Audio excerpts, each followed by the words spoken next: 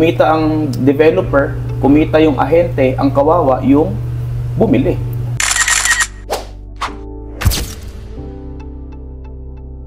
Meron bang parang indicator na yung isang real estate salesperson is parang nagiging pushy or hindi tama yung ginagawa niya or unethical yung ginagawa niya? Ang isa sa mga indicator na yan ay yung hindi ka man lang tinanong o hindi man lang niya inalam kung hanggang saan yung kapasidad ng pagbabayad mo.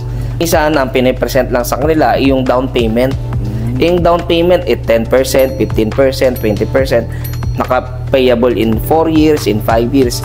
Sa umpisa, magaan yun. Pero hindi pinapaliwanag na hindi yun yung tunay na babayaran. Ang tunay na babayaran, dapat ma-mindset yung mga kliyente natin, yung amortization. Oh, so magkaiba pa pala to? Yes. So yung binabanggit mo, yung down payment na yan yung, tama ba? Yan yung equity? Yan yung equity. Tinatawag.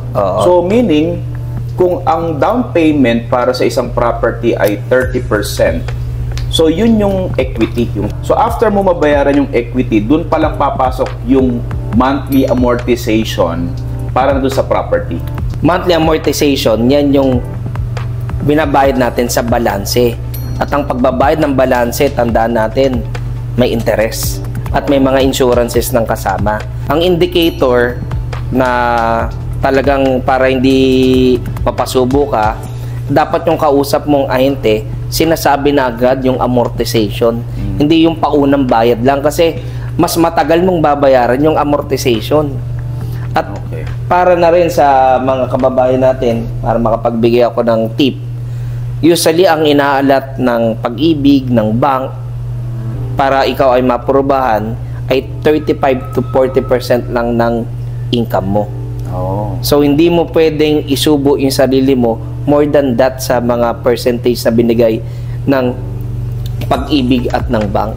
Kasi maaaring kaya mo, yes, 8K, 10K monthly, pero after that pala, 30,000 pala ang amortization. Kaya ang sweldo mo, 50 mil lang. Kinita na nung real estate agent yun. Oh yes. Kumumisyon na siya. Kumumisyon na siya. So, nakauwi na rin ng Pilipinas, di mo na makontak, iiyak ka ngayon. At hindi mo maripan yung binayad. Kaya important na katulad nito, nabigyan mo ako ng pagkakataon, ay ma-educate natin yung mga kababayan natin na sa pagkuha ng property, tanungin natin yung amortization. Kasi walang problema sa equity. Alam mo kung bakit ko naitanong yan? Dahil naaawa ako sa maraming kapwa natin Pilipino, especially yung mga hindi ganun kalaki yung kaalaman nila about real estate or investment sa mga properties. And akala nila yung binabayaran nila na may monthly dun sa kanilang equities, yun na yun. So kaya nasasayang.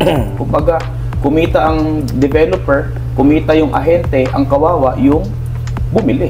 Tama. Oo. Kaya importante talaga na malasakit, well-trained yung mga kausap natin.